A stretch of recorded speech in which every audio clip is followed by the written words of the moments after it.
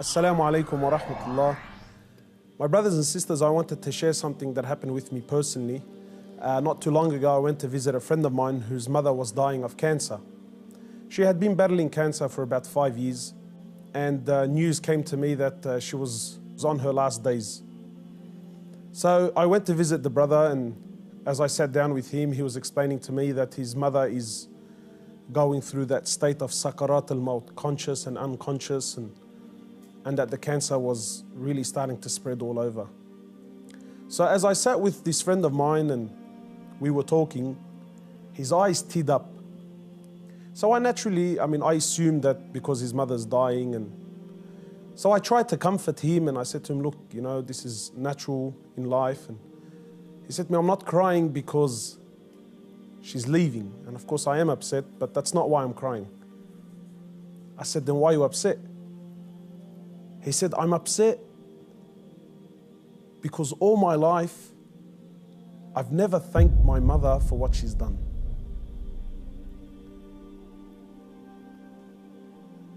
And honestly, I can't explain what happened to me when he said these words, He said, all my life, I've never once in my life said thank you to my mum. He said, and now that she's sitting in the next room and she's alive, but she's conscious and unconscious, and even if I spoke to her, she's not going to be able to understand or comprehend the words that I'm saying. And wallahi, my brothers and sisters, this really affected me. That all his life, all of our lives, for those of us who are fortunate enough that their mothers are still around, my mum has been there all my life, never failed me once, and never once have I ever come to her and just said thank you. And not one of those thank yous with some flowers, and that's a good thank you, but those really deep thank yous. That thank you that if she left me now, I've told her and I've thanked her from the depths of my heart. Wallahi, my brothers and sisters, I haven't been able to forget this. That when was the last time you thanked your mother? When was the last time you showed your mother genuine appreciation for everything that she's ever done? Or are we going to be like those, or are we going to be of those who, when our mothers leave us permanently, then we will sit back and remember and start to regret that I didn't take advantage of the opportunity when I had it. My brothers, in many places around the world, they celebrate this thing called Mother's Day. And it breaks my heart because in Islam, in truth, Mother's Day is every day.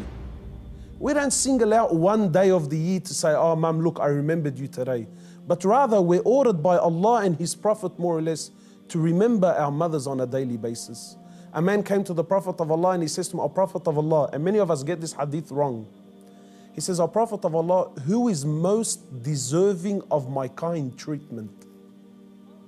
He says to him, your mother. He says, then whom? He said to him, your mother. He said to him, then whom? He said to him, your mother. He said, then whom? He said, then your father. Many of us, we interpret this to be love, that my mother is most deserving of my love. No, the person that is most deserving of your kind treatment, of your money, of your health, of everything that you possess, the person that is most deserving of this more than anyone, above all, is your mother, then your mother, then your mother, and then your father. My brothers and sisters, in short, many of us, we still have our mothers. Wallahi, do not be of the losers who wait until our mothers leave us permanently, only then to wish and to regret and say, I wish I can go back and thank my mother. If your mother is still around, run. By Allah, run to her and thank her for everything that she's done. We ask Allah subhanahu wa ta'ala to make us of those who have the best relationship with their mothers, and we ask Allah subhanahu wa ta'ala to give them Jannah.